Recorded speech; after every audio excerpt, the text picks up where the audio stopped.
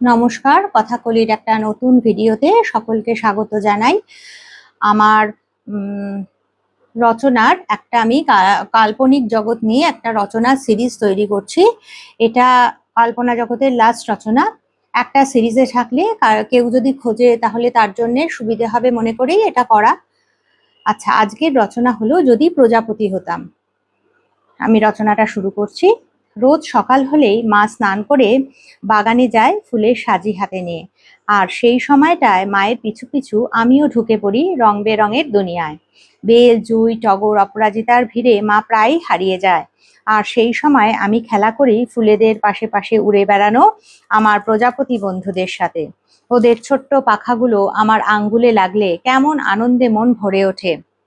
মনে হয় আমার যদি এমন দুটো রঙিন পাখা থাকতো, যদি আমি প্রজাপতি হতাম, আর কি আরামে ফুলের ওপর বসে মধু খেতে পারতাম। লাল, নীল, হলুদ কত রং বেরঙের বন্ধুদের সঙ্গে দল বেঁধে এই ফুল থেকে ওই ফুলে, এই ঝোপ থেকে ওই ঝোপে সারা দিন খেলে বেড়াতাম। মাঝে মাঝে দুষ্টু ছেলের দল ধরে বোতলবন্দি করে বটে, তবে সেটুকু বাদ দিলে বেশ মজা।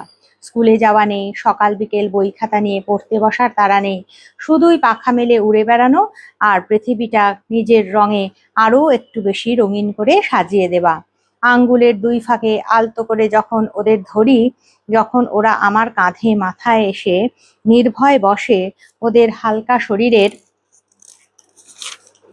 ছোঁয়া যখন শিহরণ জাগায়, রোজ সকালে আমার মনে হয় যদি আমি প্রজাপতি হতাম।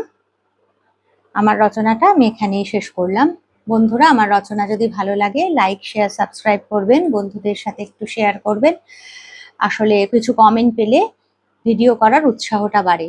এই আর কি, আমার এই ভিডিওটা এখানেই শেষ করছি।